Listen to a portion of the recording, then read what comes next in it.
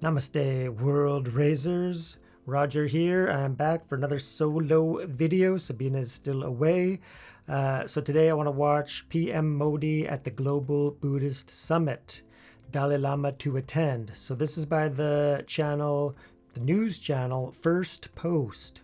So I'm hoping it's, a summary and a recap of the event. So I did watch some of it, but a lot of it was not translated, so I couldn't understand quite a bit. So hopefully she touches base and she summarizes what some of the more prominent speakers were talking about. So I think it's incredibly important what is happening here. So, and also when touching on the controversy with the Dalai Lama, I do believe that that was a planned attack. And I love that Prime Minister Modi is taking that stand, and India in general being like, no, Buddhism belongs to India. It originated there. Because I do believe that there's also some propaganda happening that China kind of wants to claim Buddhism for itself so it can control all of it. PM Modi's taking a stance and opening, tourism and travel, and apparently doing some incredible things. So let's find out in this video exactly what is happening. And if you like this video, of course, hit that like button. Of course, subscribe if you haven't already. So we need to protect Sanatan Dharma, and that's what the Prime Minister is currently doing. We know that there's forces, adharmic forces, that are attacking Sanatan Dharma. That was the attack on the Dalai Lama. They're attacking the borders. They're attacking from all sides. It's total ignorance. It's total chaos. So we need to be, convicted in our faith and our belief that Sanatan Dharma is true. So thank goodness for that. Faith and diplomacy. You can't think of two things more further apart. One is rooted in culture and belief. The other is all about logic and hard calculations. Yet they have always intersected. India has been trying to perfect this powerful cocktail. How? By using its ancient ties with Buddhism. New Delhi is currently hosting a very important event, the Global Buddhist Summit. And the attendance is impressive. 30 foreign ambassadors, 171 foreign delegates, and 150 Indian Buddhist organizations. The idea is not just to showcase the values of Buddhism, because those are already common knowledge. The idea is to marry those values with present challenges, whether it's war and aggression, or sustainable growth, or technological progress.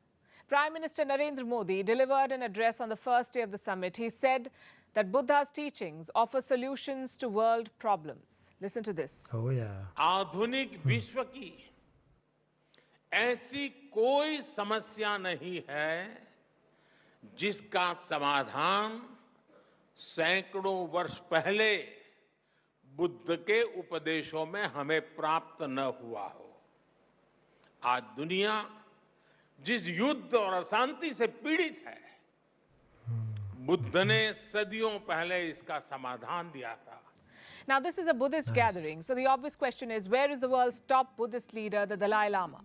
He's expected to attend day 2 of the summit. That's tomorrow.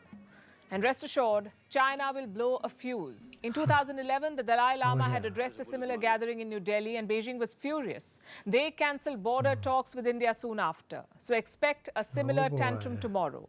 The Chinese are like the Grinch during Christmas. A, they won't attend the summit themselves. And B, they won't let the Dalai Lama attend it either. Not a single Chinese monk has come to New Delhi. You see, there are two battles playing out here. One is over the Dalai Lama and Tibet, and the second is over the larger Buddhist world. Who gets to lead and shape that world, India or China? That is the contest. Now, first, let me tell you why this battle is important. Buddhism is the 4th largest religion in the world. Around 500 million people practice it. Countries like Cambodia, Thailand, Bhutan, Sri Lanka, and Laos are Buddhist majority. Others, like South Korea and Malaysia, have a sizable Buddhist population. Now, notice where these countries are located. Southeast and Eastern Asia, the same region that China wants to dominate. It tells you why a communist, atheist regime like China suddenly loves Buddhism. The problem is, China's Buddhism is political. It's about narrative, not faith. It's linked to controlling and dominating the Tibetan population. Hence the problem with the Dalai Lama, and by extension, the problem with India. For Beijing, Buddhism is the means to an end, and that end is appointing its own successor to the Dalai Lama. What about India? For New Delhi, the Dalai Lama isn't just a religious leader, he's also a strategic leverage. In 2011, the Dalai Lama was invited to speak despite protests from China. Same in 2023, the Dalai Lama has been invited despite the expected blowback. India, and that's one part of India's calculations, but the second one is equally important. Yes, the Buddha was born in modern-day Nepal, but he lived most of his life in India. His first sermon was in India. His enlightenment, even his final days. And that's something New Delhi can capitalize on. Basically, brand itself as the cradle and home of Buddhism. How do you do that? By boosting religious tourism, exchanging scholars and students, investing in Buddhist organizations abroad. In a nutshell, do what China can't do. Generate goodwill. The government is already working in this direction. In 2016, the Buddhist Circuit Project was announced. It follows the path of the Buddha. Starts off in Lumbini, heads to Bodh Gaya and Bihar, then Sarnath, Kushinagar, and so on. 21 states are covered in this circuit. It already has 4 international airports and 2 domestic ones. The next step, of course, is to market it, to make it known to the Buddhist world, to get millions of Buddhists to visit India, because nothing influences policies like people. Fantastic. So if that's taking place and that's happening, and India is, of course, elevating its embrace of Buddhism. It's absolutely fantastic. So the Buddhist circuit, me and Sabina were in India quite a few years ago, and our main purpose, so we were mostly diving into Buddhism at that time. So a little bit of Hinduism, but not as much as we are now. And we did part of that Buddhist circuit. So we went to Varanasi, where Sarnath is. So that's where the Buddha gave his first sermon. And then we went to, Bodh Gaya, and then we were there for a whole month. And then we went to Rajgir, another holy place in Nalanda. So, absolutely love it. And if they're developing that even further, then that's incredibly good news, right? So Buddhism is a foundational, true religion. Some people will debate it, but we believe on this channel that it is a part of Sanatana Dharma.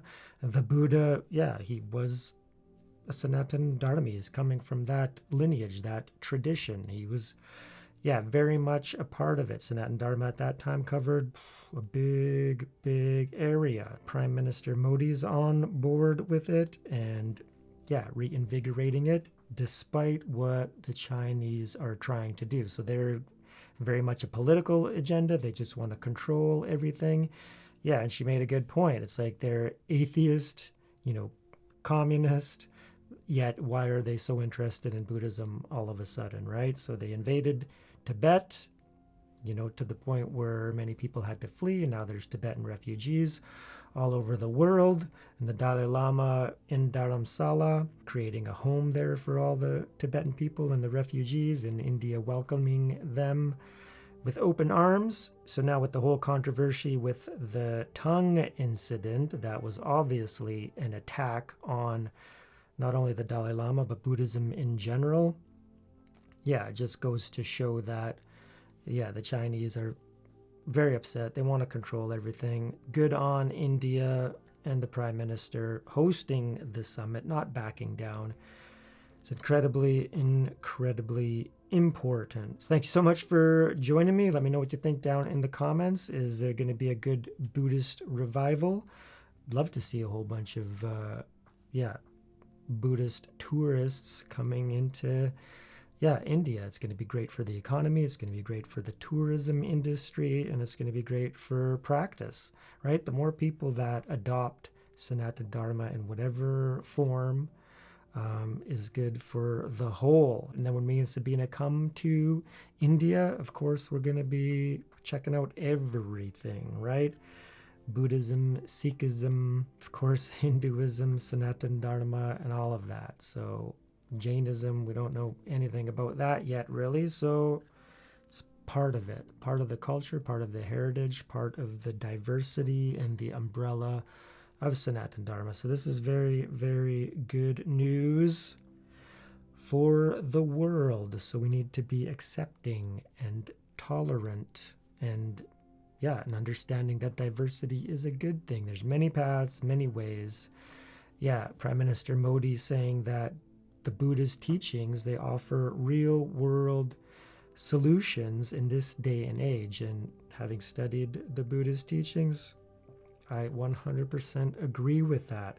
First and foremost, it's about diving into the true nature of your own reality, right?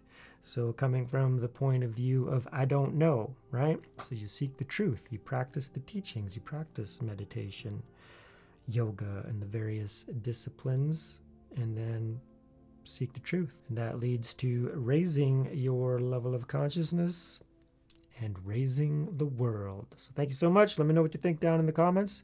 It's a good thing, bad thing. Let's discuss. And we'll see you on the next one. Peace.